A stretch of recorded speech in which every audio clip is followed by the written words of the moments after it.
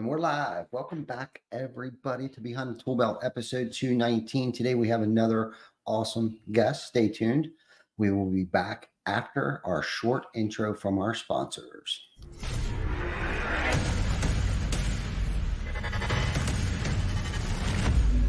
GC Packer. Roofing, siding, windows, gutters, solar. Roofing, siding, windows, gutters, solar. GC Packer.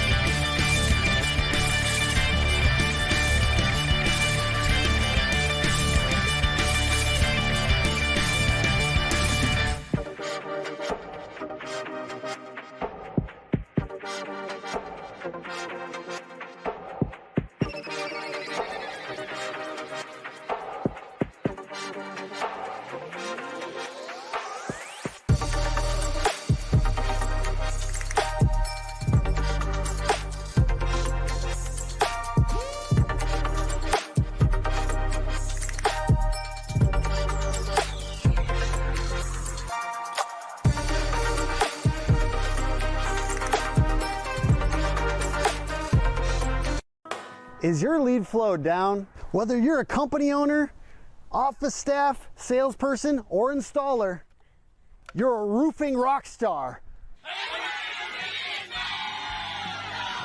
We help you get more leads with custom SEO, Google Ads, and a pro website.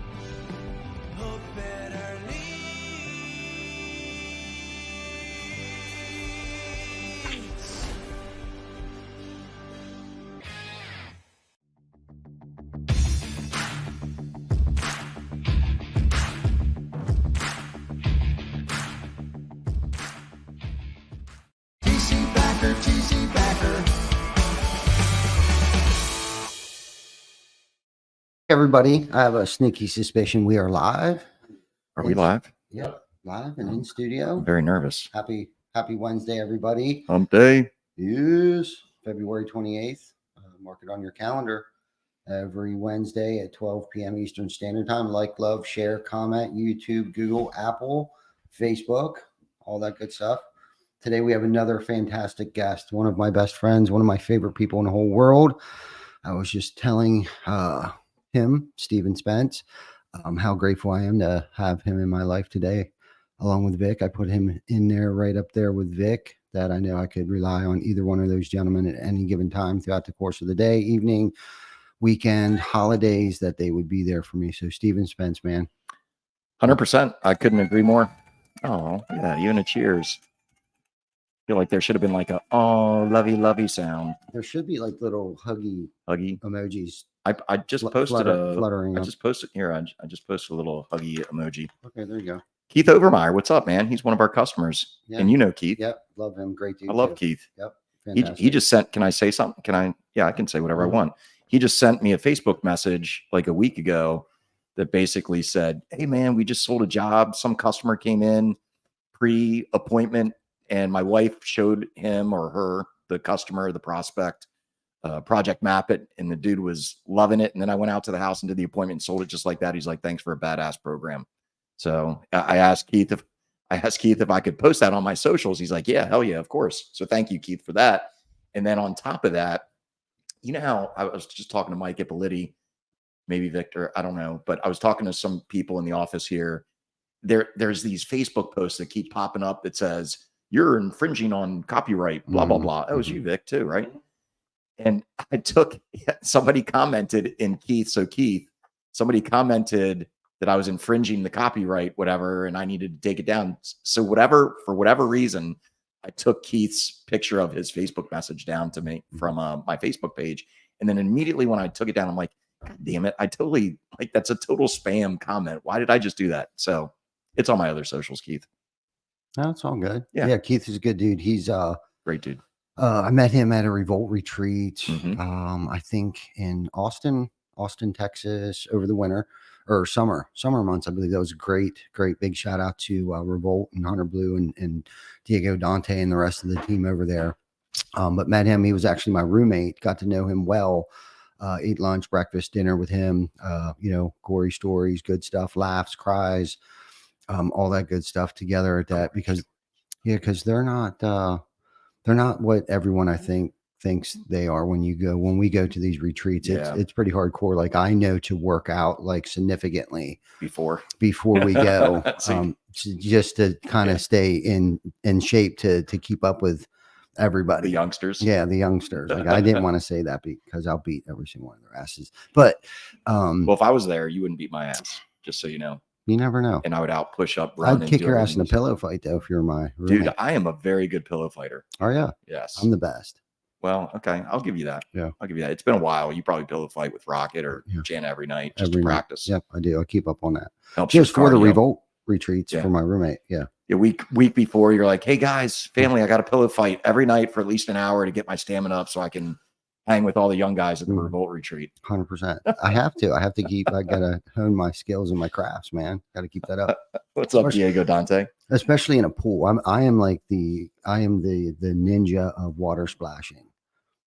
Oh, I thought you were talking about pillow fighting in a pool. I was wondering where you were going with that. When I was thinking of pillow fighting, I'm also I kick Rocket's ass pretty good, and Jana can't stand it. When I get in a pool, like something happens to me, like the 10-year-old version of Ty comes out, and like I'm splashing, jumping, cannonballing, and all this crazy. I love water. You're like Aquaman in the pool. Yeah. And Jana and Rocket do not like that. No, they don't like it when Aquaman. Dad, just calm down. Yeah, appears. So no, love it. All good stuff though. Gotta stay agile. Gotta keep moving. Yeah, no, it's true. And gotta have fun, right? Like let's have fun. That's one thing that I started to say myself in my prayers in the morning before I come to work is that let's have fun. Let's make this a fun, good day.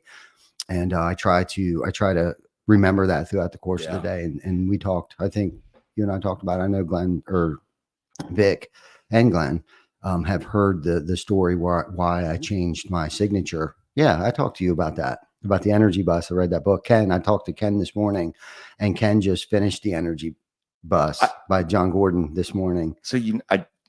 So everybody, Ty forgets everything, and I text him way more than he texts me. I'm just gonna say this publicly. Yeah, put your head down. It's okay. You're the camera's bad at not it. on me, so You're bad at it. But here's the thing. I just finished. I listened to the energy bus on like 2 workouts. It's only like a 2.5 hour read or listen on Audible. Yeah. And you're the one that told me about it. So I bought it right away because when Ty speaks, I listen. And I loved that book, man. I really liked that book a lot. In fact, I told Pat, one of our new employees, he's been with us for 3 months now. Great hard worker, super awesome. Shout out to Pat. I said, you got to get the energy bus, man. So I think Pat's going to listen to it. And I'd like to have the rest of my team just listen to it. Because as we're growing, which we are right now, we're going to have more employees. And I want that energy. I want people to ride our bus. Yeah. So if anybody hasn't read or listened to the energy bus, it's a super easy, like 6th grade read. Yeah. It takes 2.5 hours to listen if you're more of a listener like I am or driving in the car. It is if you're a leader of a team, if you're a part of a team, it's definitely the book you should and that's the thing. The biggest thing that I got from it is our job, right, as CEOs, chief energy officers, is to create other CEOs within the organization, other chief energy officers. And that's probably the biggest message I got out of it. And because of it being such a short, easy read, I read it and listened to it between both 4 times. I probably listened to it 3 times and read it like twice because I was getting more and more out of it. So I listened to it, and usually I don't like to read. I'm going to be very honest with you, but I like listening and then having the hard copy or paperback so I can take notes in it. Yes. Mark it up and stuff like that. And you just reminded me, while I was working out, I took a few notes, but I want to read it again and listen to it again. But one thing I took from it that I really liked was it said, Whether you have it or you don't have it, people notice. Whether you have the energy or don't have it, people always notice. People buy and see energy. So you got to have and bring that culture to your company, to your team. It's big. It's big. It is. And I think, this is a pretty good topic. I think the challenge that I face today is that with our footprint, it's becoming more difficult for me I feel that to have that impact of that You got it energy everywhere. So I'm trying to become more creative in the ways that I may be able to try to do a better job of that, because I don't ever want to lose that. I don't want to be a corporation where people become numbers and we're a factory where people are backstabbing each other to try to advance through the ranks and stuff like that.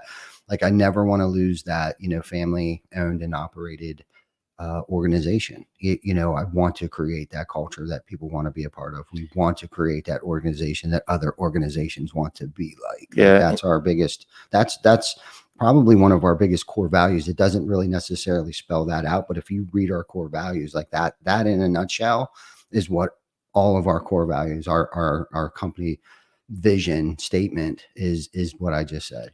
I learn a lot from you. Obviously, I'm going to probably say that 20 more times on this podcast, but I've learned that about you, and I've tried to bring that energy and that positive, that family, even though none of us are related to each other, it doesn't really matter. We're still family, right? Like you're my brother, Vic's my brother.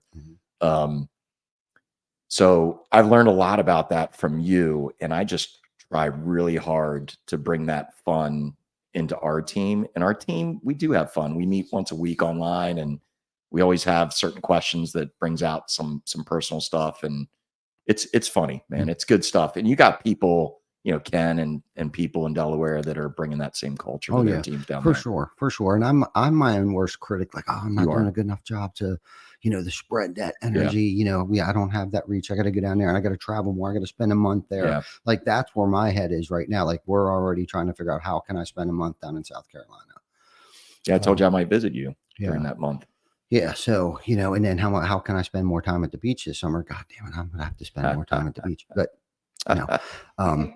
but yeah, we're trying to figure that out, schedule it. And that's one of the reasons why we did less traveling this year with Behind the ToolBelt is to work and focus on, our vehicle that has taken us all these other places.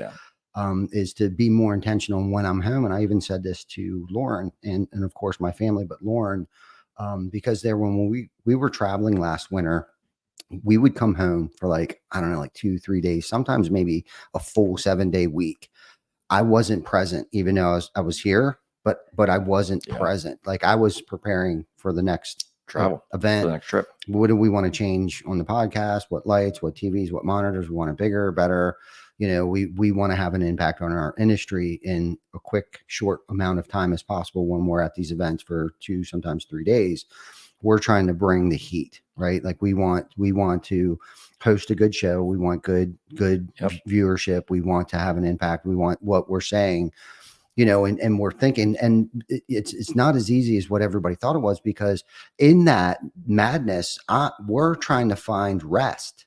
Yeah. So we can function and participate at the highest level possible, but when you're talking to, I don't know how many interviews we did, and it's kind of unfair to us that we only limited ourselves to 219 episodes, because we all know we never counted any of those episodes that we hosted or posted at any of these events. And I'm not saying that to kind of tug on Vic's ego, or mine, is what I really meant to say. But I'm saying that because of the work. Did the traveling set you up to be able to kind of focus and stay home and open up some other opportunities for you? I love that you asked that question, because it really had a lot of the dreams and aspirations that we had to take Behind the ToolBelt on tour took a minute to come to fruition. And what one of those things was obviously a personal brand. Yeah. Personal, not just professional brand, but a personal brand. Hey, who's Ty Cobb backer, right? TC backer, and get behind the ToolBelt. So it was a professional Behind the ToolBelt and a personal brand. So now what is happening is the events that we did attend this year were ones that we were asked to come back and speak at this year. Right. So that was one reason too, why we didn't go to as many. But if they asked us and said, hey, we want you to participate, whether it's a breakout, whether it's a panel, whatever, we were like, well, we can't say no, because then everything, the sweat, blood, and tears, That you energy, did. resources that we Right. did the year previous would go to waste, and we got to hit it when the iron's hot. Correct. You know what I mean? So that's why, Erico reached out, asked me to I saw that on speak Facebook. on March 5th. I get to speak with his team. The team culture. Yep, the team culture thing. Diego reached out to me to talk on the RoofCon tour, that on the road tour that he's got going right now, and that in itself is an honor, a privilege. That my wildest dreams, really, honestly, didn't really imagine that what we were doing last year would come and put us in a position that we're in today. I mean, it really didn't. And not just that, but the impact that it's had on the culture. Our team watching us out there grinding, and we've been able to take a couple people from our team. So, and one of the reasons why we did that was to try to get everybody to participate and help those that could come with us, like Glenn, Ippy, John, I think Ken came with us down to RoofCon. We took 26 of us, not even You counting guys were myself, full. Yeah, down you were to full. RoofCon, because the educational part of it, plus the free labor to help us set up. And things like that. Plus, then they could see too behind the scenes, because Howie, that works for us. Like there, when we started doing this, I would get with Howie, and he's our master carpenter here, and he'd be like, "Well, have fun on your vacation." And man, that would just get under my skin. So It's not a like, vacation, dude, man. like It's we're hard. not going on vacation. Like he couldn't fathom what it was we were doing. But I think the impact that it has had on the company, the entire umbrella. We have multiple companies within TC Backer, sisters, affiliates, Yep. father, brother, sister, aunts, uncle companies that are under this umbrella here, and it has impacted. And especially since we started to go on tour, like the sales team's landing jobs because of our YouTube channel. Horizon Lawns, we have a landscaping business as well, is picking up leads from that, because here we are, transparent, right? Yep. Like, so we kind of own the authority. Like we're the authority in our space. Like obviously we know what we're doing. We talk about this stuff every week. Yeah. Here's the owner every week doing this. I mean, and it's so much deeper than that.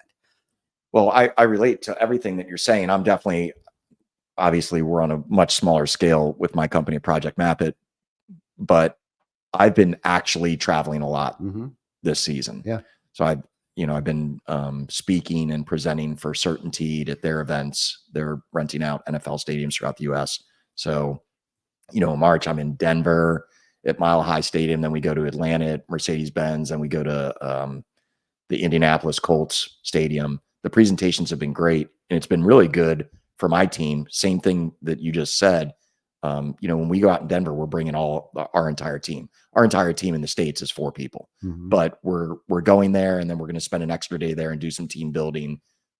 They have learned a lot just being there, talking to a lot of people. It's opened up a ton of opportunities for Project Map It, with me presenting in front of all the Certainteed people and contracting folks, because a lot of the Certainteed people didn't 100% know who we were. They knew we were partnered with them, but what is Project Map It? And then they see me present, and they're like, "Oh, dude, like ABC Supply, we're going to be at ABC Supply College of Knowledge in Connecticut. Can you come up and just hang out with us and learn, learn a little bit about what we're doing at these shows?" So I went up there and hung out with Certainteed in their booth.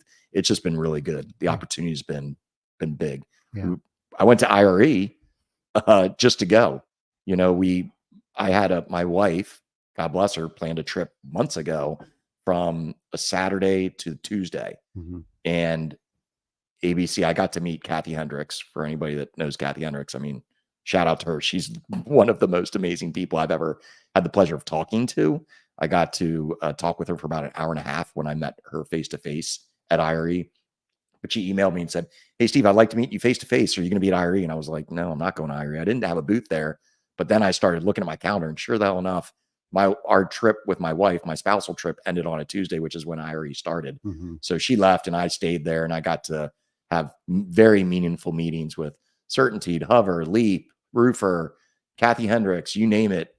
We had some really good meetings that are going to open up great opportunities. So for me, I'm kind of in that travel phase now, hoping that, my team grows, and next year, maybe I don't have to travel as much, because it weighs on your family. I mean, you guys sit at the table, I mean, I get almost kind of depressed at times when I'm back to back to back where I'm missing my family. Yeah, for sure. We felt that fatigue as Yeah. well. Yeah. It's and pouring into those people and staying, at the highest level that you can Yeah. be to perform, because you got to bring that energy every day that you're on the Yeah. expo floor You or do. whatever it is. But when you were talking, I was jotting down some notes here, and it's like, if you wouldn't have done all of that traveling, you wouldn't have been able to network with all Correct. those people and make those relationships, develop those, galvanize some of those relationships, create new Yep. relationships, and get yourself out there. So you were putting in the work, and it goes into like one of those things. Like if you can just no matter what it is you're doing, it could be a diet, it could be working out, it could be work, it could be whatever. Right. If you could just dedicate 6 months, 6 months. And that's, if you look over my career and if you've known me long enough, you'll see I push for 6-month increments out of a 12-month Yeah. calendar to get us Set yourself up. to get us. And I'm not saying that I coached for the next 6 months, But it sets you up. but it sets you up, because now things start For to success. unfold, and you got to Correct. make sure that it stays on the rails, so on and so Correct. forth. But if you can dedicate and set goals in a timely manner, and set a date to that goal, like by this time we need to have this up and running and operational, and launch it to the team, or whatever the case might be. I want to be down 20 pounds. I want to be down, Yeah. but what is that date? I want to have my muscles to be a certain size, or whatever that is. What do you want your muscles to be sized at? I don't know. I know they measure it. So I don't know what's like, is it 12 inches is Yeah. like a goal that I don't know, but whatever that goal is. My team has, I love my team, right? Like, again, we like to say we're lean and mean, small and strong. Any software company, you want to stay as lean as you can and grow and scale as big as you can with as few people. And I will say, and we've talked about this on other podcasts, in order for me to lose a person like Ashley, who's my customer success manager, or a Perla, who's my sales manager, I want to pay them well, because if I lose them, it's going to cost me 2 people to replace them. So these trips that, you're talking about, that I'm talking about, has really helped our entire team grow. Pat's a better everything because he's new and learning the whole thing. Perla is continuing to be better. She's already a rock star. I've said that since day one that she started working. And Ashley's just killing it now. So we're all kind of raising our game. And I think that's because of these trips. I think people realize, like, damn, Project Map, it's about to blow up in 2024. We need to get our shit together and make sure that we're ready to scale. And we are. And shout out to my team. Shout out to the TC Backer team for sure. Yeah, no doubt, man. It's all about the team. It is. It really is. It is. And that's the one I heard somebody say something, and this is just kind of how I interpreted it. And I probably won't say it right, but it's like, you can't necessarily buy back time, your time, but what you can do is delegate things to other people to gain more time. Yeah. You know what I mean? And Right. I think the sooner and the quicker that us managers, CEOs, CFOs, entrepreneurs, whatever, the sooner we can figure that out, right? And learn how to train correctly up front, or delegate, whatever the case might be, or hire, right, smart people that are good at stuff, even though they may not know exactly what it is that you want them to do. But if you can figure that out right early on in your career, you're going to grow and be more peaceful and feel more fulfilled and happier longer, right, sooner in your career. Because I think a lot of us knuckleheads for many years, and I held on to it for about probably the first 9 years of my career, was like, I needed to do everything, get out of the way. Get out of the way. And everybody outside that door was waiting for me to tell them what to do. And it wasn't a bad culture. It was what the culture was. That's what it was. And they were bought in. They bought in enough to wait outside that door every morning and wait for me to tell them what to do on a daily basis. Right. But now shit, they're telling me what to do. Correct. Like literally, yeah. Some days it's like they're coming in here just telling me, what it is. And they also know not to bring just the problems. Bring a solution. Bring the solutions as well. Or what have you done to correct the situation? And there's going to be mistakes made. Yeah. I make mistakes. Yeah. Right. And they're going to make mistakes. But through that, they gain experience and knowledge through those mistakes. We are literally going through that right now, because we're hopefully going to be in a position where we're going to have to hire 3 or 4 people in the next 2-3 months, right? Or more. And so Perla, she can do her thing. Ashley, she can do her thing, but she has the toughest job, Ashley, being in charge of customer success, because you got to deal with customer success. Salespeople, they just sell and then they pass it on to the customer success person in my world, in the software world. Customer success person, they have to worry about our onboarding specialists. We have a great team in Argentina that helps build maps and stuff like that. She has to communicate with them. She has to communicate to the sales rep. We call them account executives. So like Ashley and Pat would have to talk to me about a customer that I sold. Then they have to talk to the customer. They got like moving parts all over the place. And, you know, I'm learning what you're telling me right now. I'm going through that right now. I've not done a great job training like Ashley and Pat. So now that we're realizing that, you know, we have our weekly meetings, smarter people, right? Yeah.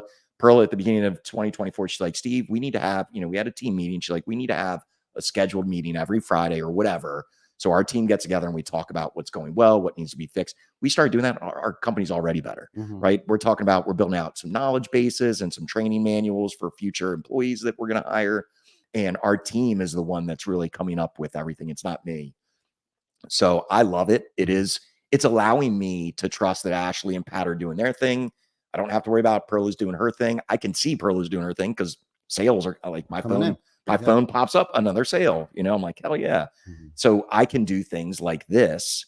I can travel to Buffalo and meet my friend Mike Stearns to do some video stuff up there, and all that stuff is me working. It looks like, I mean, this is fun. Don't get me wrong. I freaking love coming here and seeing my brothers and my family here, but it's also helping grow the company. Of course. And I can do that stuff and my network is my net worth. Yeah. I beat you to it. I didn't let you say it this time. I got it before you, but that's exactly what we're doing. And the company's kind of coming together. It's pretty fun. Yeah. I love it. And I love to watch it. It is cool to see. It's cool to me watching and vice versa. Correct.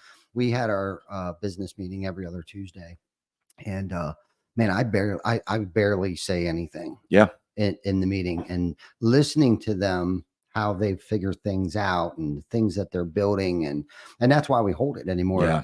And a lot of that had to go back to where, you know, when we would come back from traveling last year, it was really just like a meeting to catch me back up on things. You know what I mean? But it goes back way further than that. But that's kind of where I started to use that.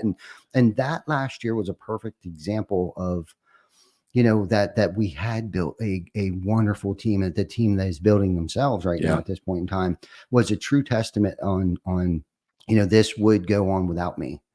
And it did. So in this segment that we just had over the last however many minutes, The Energy Bus is a really good book and an easy read to talk about team. And it really covers a lot of the stuff you and I just talked about for 20 minutes.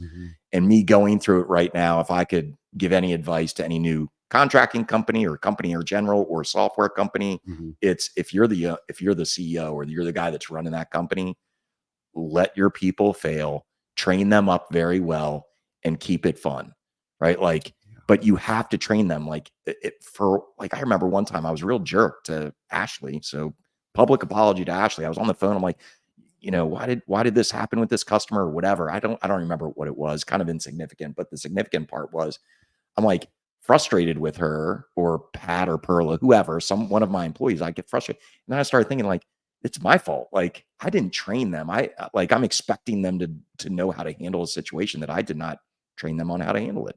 And I think we're all figuring it out. I love it. I love this conversation. Yeah, no, it's a good one too. And you need to behave poorly or say poor things at times too, because then through that pain is growth, right? You've identified it right away. You publicly, you know, was apologetic to her, but that's the thing. You better practice patience and tolerance. Correct. Right. And the worst thing that you can possibly do too, that you can, you know, publicly humiliate somebody or delegate a task to them and take it back because they weren't doing it the way that you thought it should be done. Yeah. Right. Because now you're taking the power away. And the two most powerful words in your company, in your organization that a leader can use. Okay. And this is a game changer. Okay. You ready for this? I'm going to write it down. You better write this down. It's two most powerful words. I'm sorry. That's going to create, well, you suck. Your actions should speak louder than your words. Is you decide. Okay. You decide empowers them to make decisions and gives them ownership in that decision making. Right. And at that point in time, they're like, oh, okay, well, I get to decide. But then don't be an Indian giver. And once they decide, you don't like it. Yeah. because sometimes, most of the time, they see around corners because they're on the front line, Yeah. right? That we can't see around. Great So point. just because I'm sitting at my desk all day for 12 hours a day, right? And they're on the front lines, and I say, you decide, and I go out there like, no, that's dumb. Yeah. Like right now, for the past 2 days, our team's been up in Harrisburg setting up the home show. I haven't gone in there yet.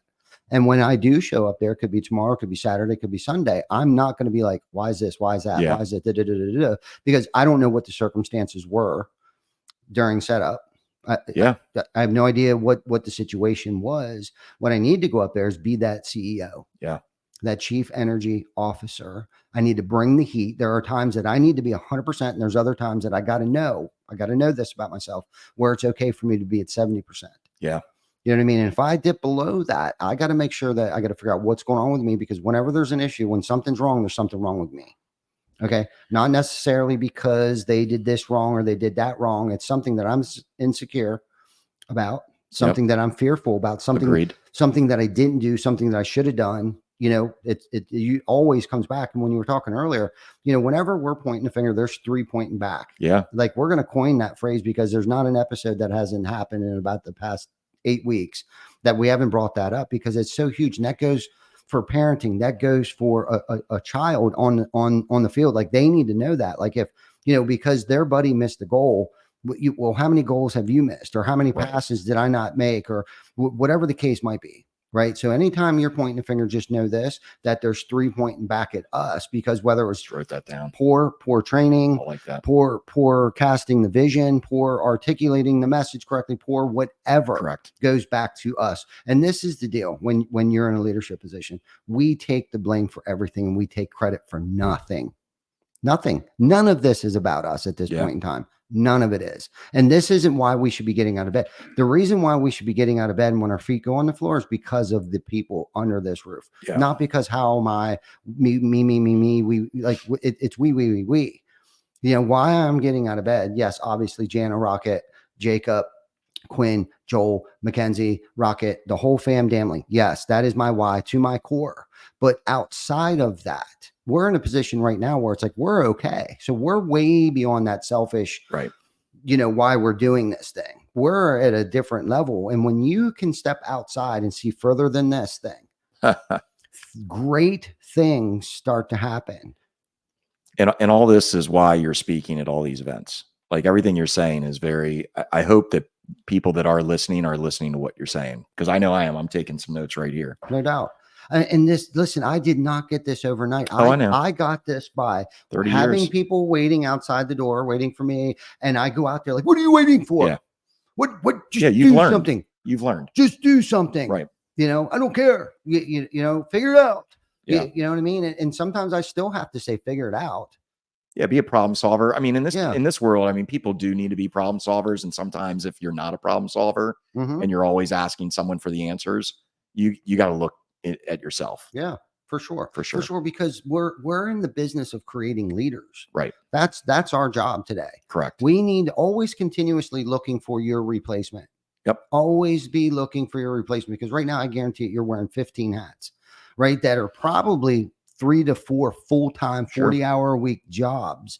Now, and a lot of times we're like, oh man, I can't afford it. You can't afford not to find somebody to do these mundane data entry. Dude, I was up responding back to email, whatever crap that we think no one can do an email better than me. Dude, I forgot how to type without spell check.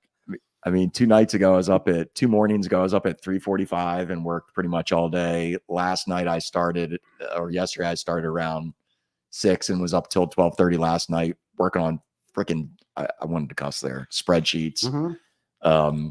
But yeah, man, I mean, you got to work hard. You got to grind hard. I've talked to people sometimes and they're just, you know, their answer is, you can tell they just don't want to put the work in. Yeah. Well, and don't surround yourself around people like that. The energy bus, man. Yeah. They talk about that. All right. So we're going to change segments here. If that's okay. I got something for you here, Ty. Okay. So I've been on a bunch. Again, for those that don't know, I'm the sloppy seconds that Ty uses when he doesn't have a person for his podcast. Horseshit. It's horseshit. I mean, you actually did ask me to come to this one. Mm-hmm. Usually it's Ty calling me and saying, hey man, someone canceled. Can you drive up here and hop on this podcast? I think once or twice I might have said. But just to change things up a little bit, first of all, I loved that conversation. That might have been one of our better conversations. But I have some rapid fire questions, and we're going to call this segment "Get to Know Ty." Oh boy!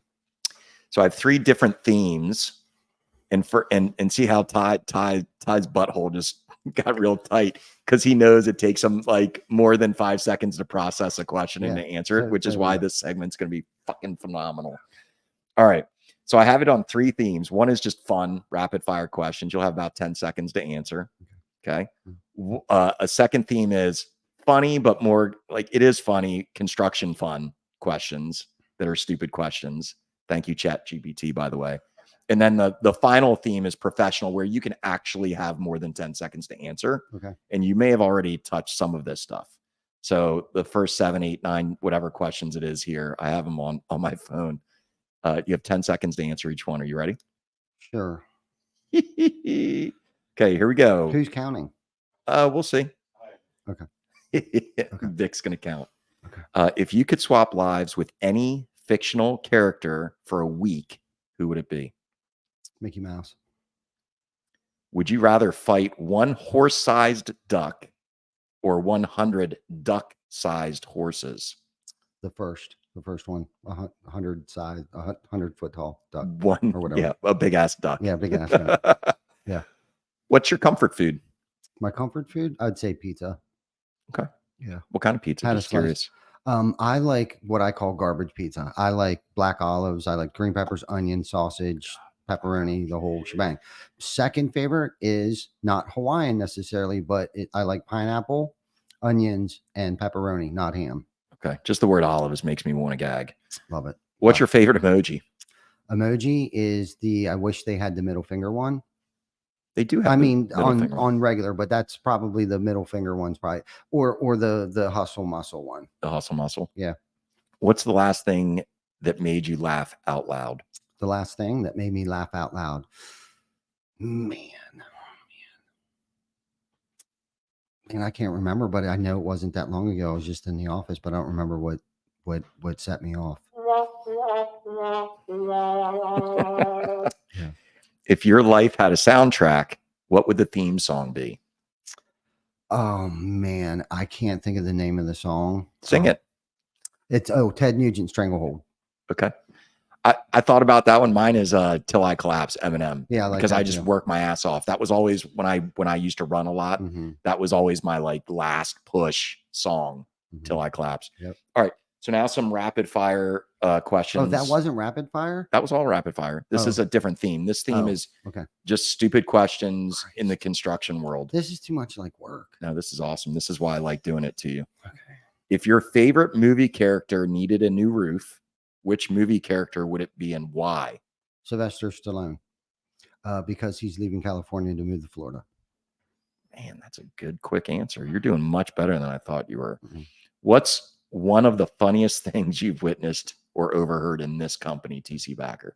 One of the funniest things that I've ever witnessed or saw in this company. One of the funniest things. There was this one time Colin and I think Tate, I think it was Colin. They were dancing on the roof doing a roof repair during COVID. Like I needed that. And then the final photo was like him standing like when nobody else was working. I like that. In the state of Pennsylvania, but we were like I needed it that day. One of my funny thoughts when it comes to TC Backer is when I came in, there was the sign, the big life size thing of Glenn in his Speedo or whatever it was. That was kind of a hard question because there's a lot. Oh, I know. That's why I said one of grabassery that goes on. If you want to name another one or two, I'll give you the. Well, that was definitely the life size thing of Glenn, and then Denny. Okay, so we were doing the podcast. And Denny is Dr. Shingle. We were running this promotion to do a roof checkup. We weren't calling it a tune-up, a checkup. So we created an emoji or whatever, a character called Dr. Shingle. Well, Denny went out and bought all this stuff. And if you know Denny, he's getting ready to retire soon. And he's kind of like that that Gen Xer / baby boomer Mhm. age. Okay. So like it's tough to get a smile out of him. Well, here he come rolling in dressed up like Dr. Shingle during a live video one time. So that was That would've probably been good. yeah, one of the I would've best. liked And to then seen that. Glenn did show up going back to the Behind the Toolbelt. Glenn did show up in his mankini at Behind the Toolbelt studio one day too. Like walked the whole way across the parking lot from one shop to the other shop in his mankini. So Glenn always has a good, or somebody picking on Glenn is always a good laugh. Oh, I love Glenn. Yeah. Shout out to Glenn, man. Yep, for sure. You're the man, Glenn. If this is more serious, I mean, it can be funny. If roofs could talk, what do you think they would say about TC Backer? Damn, you're hot. I like that. All right, now for more serious questions. Making me nervous. Good. My palms are sweaty. Mom's I'm spaghetti. trying to let you become comfortable in uncomfortable situations. Okay, I love it. Paybacks are I know hell. it is. Paybacks are hell. Thank you. What is and you've already answered some of this stuff, but you can hit on Okay. any of these. It's only 20 questions. No, I'm just kidding. What's the one business decision you made that had the biggest impact on your company's growth? That's a tough one. That is because I would say the time when I let go, I started to let go and delegate and find really smart people. When I was with Kathy Hendricks at the end of the conversation, and I'm sure maybe Kathy will watch this. Maybe I'll send her a link. But so Kathy Hendricks is one of the, the founders are her parents, father. So I was sitting at breakfast with her in IRE, and I asked her at the very end, I said, I'm going to put you on the spot. I think she thought, based on her look, I think she was thinking I was going to say, so where's this partnership going? Because we don't have a partnership with ABC. We have a relationship with them. And I love everything about ABC, the culture and everything. But I said, if you could give me advice for a company that's starting to grow exponentially, what would it be for the culture and stuff like that? She goes, culture is not, you can't make culture. She answered it totally different than what I thought she was going to. She said, you have to have a bottom line. You have to have a target, key performance indicators. How much money is this company going to make? In my scenario, how many subscriptions are we going to sell in 2024? And that bottom line is what everybody in your company should know. And you should talk about every week, and every week problem solve, ways to meet those marks. And if you're ahead of those marks, how can you even get twice ahead of those marks, 2 times ahead of those marks? And by doing that and making it fun, doing the energy bus, we'll keep coming back to that, bringing in some of those concepts, culture just becomes. Yeah. I thought that was pretty cool. Yeah. And there's different types and forms of culture too. And if that's her approach, that's good too. But I wouldn't want to make it money focused. Yeah. Or driven. You know what I'm saying? So I don't necessarily, I'm not sure if it was 100% money driven, but just you need to have a bottom line, whatever that bottom line is. It is. Well, that's the thing. You never want to take your eye off the ball when it comes to your net profit. I mean, that's definitely something that should be at the forefront of any entrepreneurs or CFO or financial controller, or even the guy that's bidding the jobs. Like that should always be at the forefront of everybody's mind. But and I do like that answer because we've been around long enough to know. And I think we've been getting our dates wrong of how long we've been in business, because I pulled some records up. I think I'm about a year off. Longer, been doing this longer. So I don't really like to tell people that too much, because I'm still figuring this thing out. Right. On a daily basis. Man, I just totally lost my train of thought. What the hell were we talking about? Where are we going with that? We were talking about. So we've gone through the recession, right? And I think early on in my career, it was more about the revenue, the top, the very top, not the gray area, but below the gross. And not to even really talk about this too much, but I think early on I was more concerned about revenue and didn't know a whole lot about net. Yeah. And then recession hit. Made it through that 2008 hit, but when I bought my really house. When it started to get a little sketchy was 9 and 10, whether people remember that or not. And that's something that I don't ever remember. And luckily being in that position of, startup roofing company, been doing roofing, with another company prior to that. But also in a managerial position, we were more so like focused on, getting customers in, getting clients in, beefing up the revenue so we could pay our bills. But, that was just like a till. It was just, Yeah. you know what I mean? At that time, I wasn't really looking at like what was sticking, what was staying. I didn't have that, pay yourself first mentality.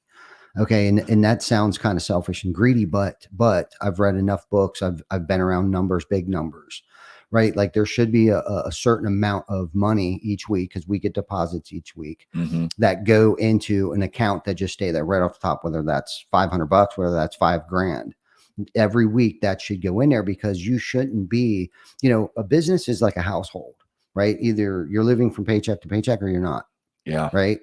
You're trying to throw something back in savings each week off your paycheck. Well, your business should ultimately be operating at the same level as, if whether you Reserves. reserves, you should have liquid. Right. And if you're that mindset of pay the bills, first mentality, you're never going to have anything left over. So if you don't take it right off the top and put it in there, and again, I know this sounds like a selfish thing. We've never gone without paying anybody. And I can look you straight in the eye. We've always have paid our bills by the grace of God, the skin on my teeth and hair on my nutsack. Somehow we've been able to make sure payroll has always. You don't see, I'm sorry, you can keep going, but do you have hair on your nutsack? You don't manscape? Back in the day. I need to buy you razor or something, Yeah. man. You're an old dude. Yeah. Because people usually shave stuff now. Bikini Bear. It's funny you should mention that. I was just talking about having that reserve. Yeah. So we have a really smart partner of ours, Ryan. Shout out to Ryan, my guy. And I call him the smart guy of the company, but we want to have a reserve. And for me, like I've told this story before, but in 30 seconds or less, for those that don't know, I was a special education teacher for 20 years. And a guy hired me. I was the first hire, project map, and in 30 days, 2 months, whatever it was it was very quick that he was basically like, you're on your own. And I had to learn this construction industry after being a teacher for 20 years. Long story short, I went from like, almost close to 6 figures as a teacher at that part of my career, down to like my first year, I made $37,000. My second year, I made $50,000. So it was interesting. I can honestly look at you in your face right now and say that we actually have a good amount of reserves in the bank, and it's so refreshing. In fact, I just texted all my partners this morning and said, hey, we have X amount of dollars in the bank. We need to get a little more, but it's the first time that I don't have to worry about, like, there were 3 years where I was like, okay, I need to sell like two more subscriptions in order just to pay the bills. Well, so Kim and Kim's been here 10, probably coming up on 11 years now. What we did early on, because we only grew as fast as the cash would allow us to do. That's a double-edged sword. That's us right now still. Yeah. Which is great, especially early on. Only grow as fast as the cash. And this is something else for a startup company. I feel like don't go and get a business plan and go to the bank and, hey, we need $100,000. I don't necessarily believe in that. Okay. I believe work your ass off. And if that's for the first 3, 5, 10 years in my case. 6 for me right now. Right. Because overnight success doesn't happen until the first decade. I'm just saying. Before, okay, first 5 years into it, I don't think we saw a profit until then. Yeah. You know what I mean? Where we could actually start doing what I'm talking about right now. But what we did is in our prudent reserve, we didn't have lines of credit. So we created kind of our own line of credit. So to elaborate more on what I was saying, like make sure you get paid first. I'm not saying myself. Yeah. You make sure the business, right, should have something put off to the side each week when deposits are coming in. We're a cash flow business. Kim does deposits at least twice a week. And, but anyhow, what we would do, and it was in the same bank account, but in QuickBooks, you can break things out. We had a cash account in QuickBooks where we would move money over. It was the same bank account. We would move money over. And what it is we didn't run below that. That was our prudent reserve. If it was $5K, we never went below $5K. Right. If we owed 2 people $10,000 each, we would send them, we'd make a phone call. Hey, look, we don't have it. And you got to get callous to this. Sometimes you got to juggle things, right? Yeah. But you got to have the communication open. Yeah. You have to have that line of communication open to that right person, the person that matters, not your sales rep, not anybody, because you don't even want them to know these kinds of things. You get a hold of their accounting people. Like, look, I know I owe you 10 this week. I can give you 5 this week. By Friday next week, I'll give you another 5. worked every time. Okay. So we never dipped below that because God forbid you made an error in your checking. Yeah. Okay. And something about, so if you don't have that prudent reserve in there, you need that buffer. You can't live paycheck to paycheck. A household can't, and a business definitely cannot live paycheck to paycheck. Now, since then, we've created other bank accounts. We have different business. We have the Rocket Group. We got Horizon. We got TCB Rentals. We got Backer Exteriors. We got TC Backer Construction, and the list goes on probably. So we have all of these. Some of them are just LLCs that we have. Rocket Group bought this building that we're in. So we have that account. So Rocket Group now, TC Backer Construction leases the building from the Rocket Group, and you get more creative on things. Or you get good accountant, you get good people surrounding you, smarter people than you that help you create S corps, LLCs, incorporations, shell companies, things for whatever reason. You're put shelters in place so it has more layers to get to me. Yeah. You know what I mean? And or tax breaks and things like that, like leasing this building from Rocket Group. I mean, why wouldn't we want to do that? Yeah. You know what I mean? So now Rocket Group makes XYZ lease each month. It's a tax write-off for leasing the building for TC Backer. You know what I mean? So I don't know what you mean because I'm horrible with finances, but you're I'm spending the money 50%. pre-taxed. Correct. I would much rather spend the money pre-taxed. And we can talk about all kinds of stuff, and I can actually give you some good books to read that will really wrap your head around it. Some of the things you're talking about just remind me of a book I read called Profit First. Have you ever read that book? I can't remember who it was, but Profit First was like, no matter what money you bring in, you need to put some of it for profit. Maybe anyway, several years ago, but anyhow, it's just something you should do, even if it's $5 a week, if it's personal checking, just whatever that is, something should go back each week. I've done it probably. And, and that's where you buy your toys with, you know what I mean? You work hard to put money back. That's how you buy certain things. You know what I mean? You're not, don't use a credit card and finance cameras. Don't use, and believe me, I'm saying this because I've done it and am probably still paying on some credit cards that I've used for whatever. Those assets, right, that you've earned, that's where you should be spending, that in that margin or not margin, but that column is, after time. And if you can't afford it, guess what? You don't get it. You got to figure out how to do a lot with little. And we did that for so long. We people thought we were a lot larger than we were in our local area because of the amount of impressions and the brand awareness and the things that we did.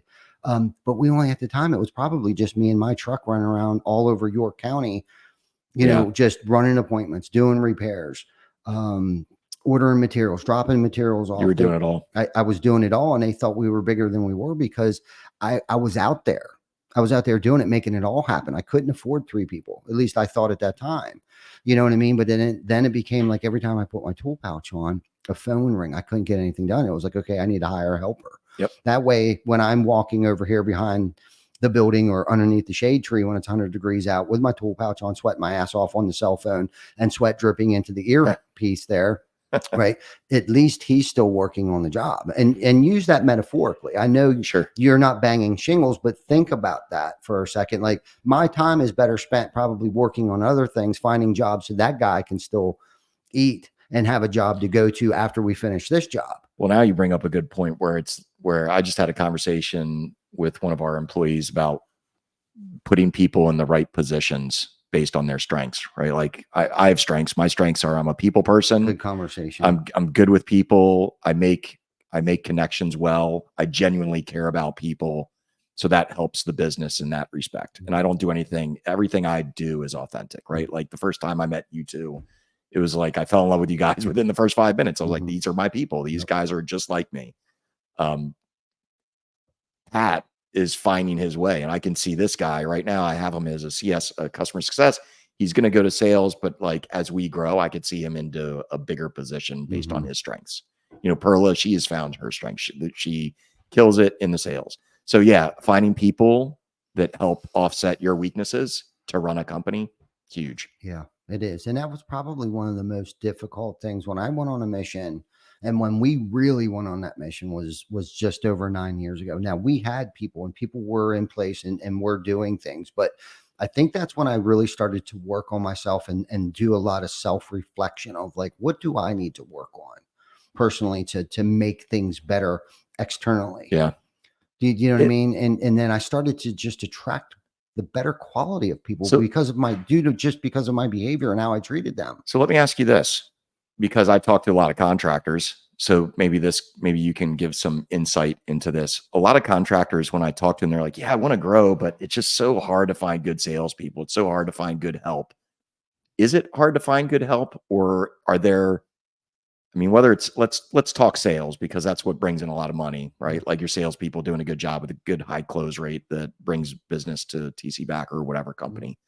Are there really that many bad people out there in the contracting space that can't sell, or do people that want to grow but feel like they can't find good work? Is there a certain place to go to find good salespeople? Like for me, I was a teacher. I found myself to be a really good salesperson, because as a teacher, you're basically selling curriculum to kids. Like you want kids to buy into what you're teaching them. And I was good at that. So I found myself pretty good at it as a software sales guy.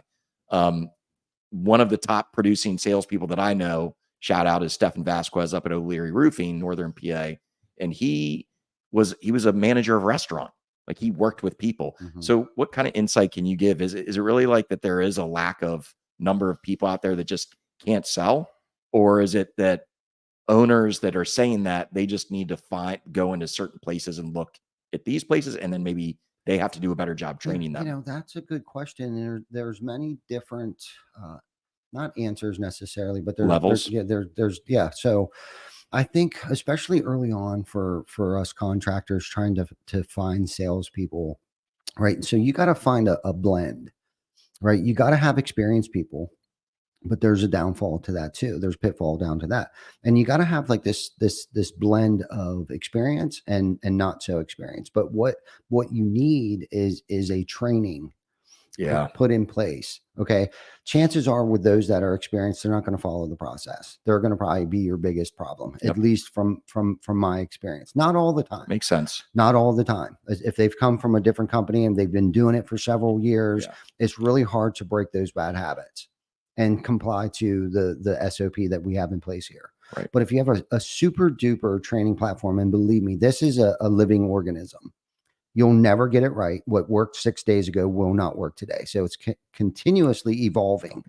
So don't think it once you get to a certain spot that it won't need to pivot or deviate or change or whatever. But I can tell you this, without having it in place, you can't figure out the only two problems that there is: people or process issue. Is it a person problem? Going back into training? Are they neglecting things? Are they procrastinating? Are they just incompetent? Right? Or is it a process issue? Do we need to tweak this again? Do we need to add one more follow-up call? We need to set up an automation that gives them a reminder to follow up, whatever the case might be. And the bigger you get, the harder this gets. But that's why I say you need a blend, because you do need some experienced people out there knocking doors, closing deals, right? But meanwhile, over here in the incubator, you're cooking up some killers. Yeah. Preferably not from the industry, but from the hospitality industry. There you go. Those that did bartending, those that did paper routes, those that did, they can be in door-to-door sales, but not necessarily come from the roofing. They can be a waiter or waitress or bartender. Those people that are just people and are willing to learn and find their pathway to six-figure success those are the ones that you're looking for to join your team. Yeah. Right.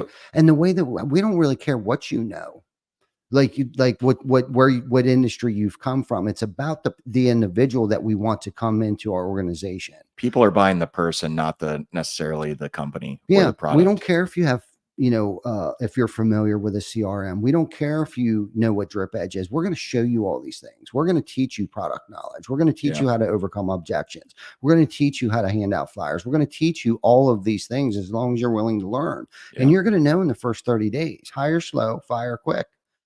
And that's the thing. Just pass them on. Give them a 2-week notice. You don't have to be a dick. Like, yep, day 31, you're out. No, here's 2-week notice, right? Some circumstances, you might have to just like cut all ties for whatever the circumstance is. But if they're just not picking it up, but then I think it all goes back to your training. And this is the thing, people don't have the time. They think they don't have the time. So they're trying to find that ace in the hole guy that's $1 million closer. Good luck with that. If they don't already have a job, right? That where someplace their pay structure is different, or Yeah. they've been able to manipulate the owner of that company a lot longer, and it's like they don't whatever the case or circumstances might be, you got to find that even flow. But I think you really got to have a process put in place, and Yeah. especially when it comes to training, to do it the TC Backer way, to do the project map it. That's way. what we're trying to build out right now. And the it's so processes of difficult. training. It's grinding. It's Yeah, grueling, not It grinding, is. but it's a grueling process. It's such a heavy lift. And what sucks, when you think you're finished, you're just starting all over again. Yeah. I'm just telling you. We've evolved our strategy sessions and everything like 15 times over the last 3 months. I mean, it's getting better and better, Yeah. like you said. So I agree with everything you said. Stefan, straight up, I asked him, I said, why are you so good at what you do? He's like, Steve, I don't really even know the product. They install GF. I don't even know the product very well. Mhm. I'm just really good around people and they like me. Yeah. So I know enough about GF roofing Mhm. to know what I can tell them, but they just love me. Right. And if you got a killer company supporting them, Yeah. yes, they are buying from them. But if you've only been in business for 6 months, or they have no idea who you are, and this goes into another topic, like why branding and brand awareness is so There important, you go. much more important than marketing. You can market the shit out of you, but if they don't know who you are because you didn't brand, and you haven't set up that presentation, like it's an impression, this impression, like the home shows are huge for us. So when you're talking about branding, what are, like, if I'm a new company 6 months in, Mhm. what branding should they be looking at doing before they start dumping a ton of money into like Google ads and stuff? What are the top branding things that you should be doing? Truck wrap, yard signs, home shows, things that get you out there. Instead of waiting for the phone to ring, you go out there, There you and go. whatever that requires and encompasses. Direct mail won't work by itself. You need to be canvassing those neighborhoods, Right. right? That's the new SEO today, is canvassing. Canvassing. Hands down. Get the thumb out of the butt and get out of your truck, get out of your office, and print out flyers. Go to frickin' Staples Yeah. and create a flyer and get out there and put at least 3 strategic yard signs out there. And it's called success by proximity. If you're not out there, nothing's going to happen. But if you're out there, you're going to run into one person. And then the statistic is per 100 flyer equals 1 phone call. So if you have a team of individuals that are out there handing 100 flyers out a day, which isn't hard to do, to go to Yeah. Target parking lot and put 100 flyers on Right. under windshield wipers. Right. That's quick, fast, You're and getting at hurry. least a call. Yep.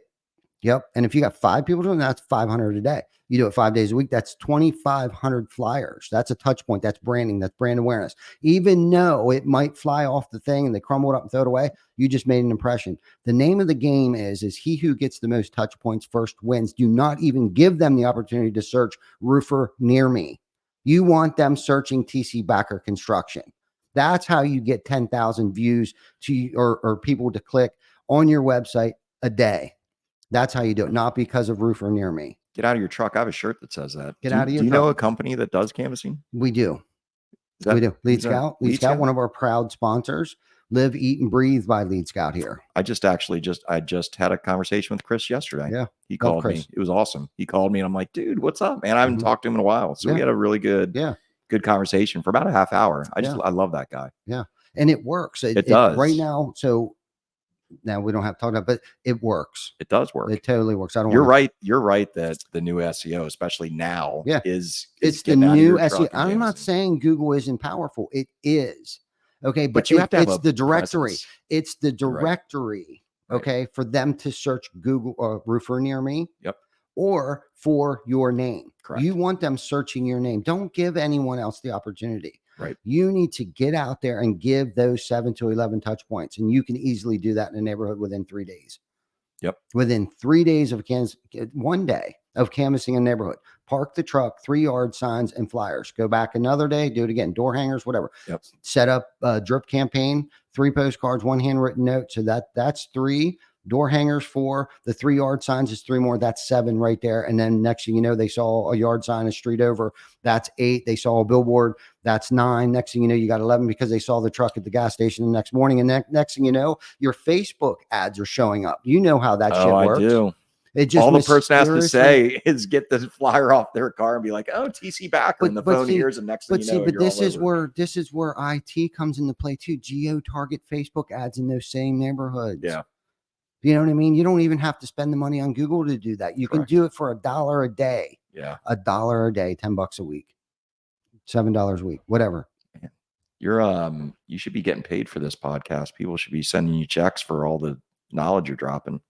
That's how you do it. That's how it's done. You can't sit around and wait for that phone to ring. Why isn't my SEOs working? Dude, that takes 3 years. Yeah. We've had the same website for 17 years. Yeah.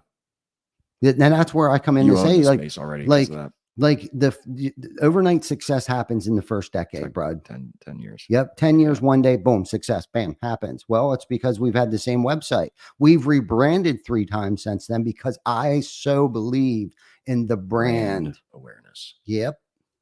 Yeah, man, that's what it's all about. That's why it's red, black. That's why everything that we do, whether it's Horizon, whether it's behind the ToolBelt, whether it's TC Backer, whether it's the Rocket Group, it's all the same color. Yeah. And you keep it simple. Don't make it confusing.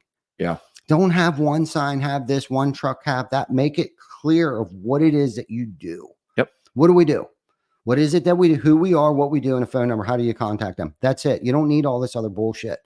Billboards, we don't even put phone numbers on anymore. We just want them to see it. Boom. That's so it. They Google it. They Google it. Google us. Yep. Not Roofer Near Me. Yeah. That's how powerful brand is. Joe Hughes talks about it. Joe Hughes is the master of the 5 Mile Famous. He is. He really is. Yes, he is. Yeah. Yeah, for sure. For sure. What else? You got anything else? Or are we at our 1 hour? I mean, I just bought my tablet, so I'm excited about that. But yeah, we're at the hour. And are we? What time is it? 1:11. Okay, so we've been on for a good bit. So anyhow, if you haven't already liked, love, subscribe to our YouTube channel, Spotify, Google, Apple, please do that and give us a review. Go on to Apple and review our podcast. Let us know how we're doing. If there's any questions, concerns, topics, anything that anyone wants to hear, please put them in the comments.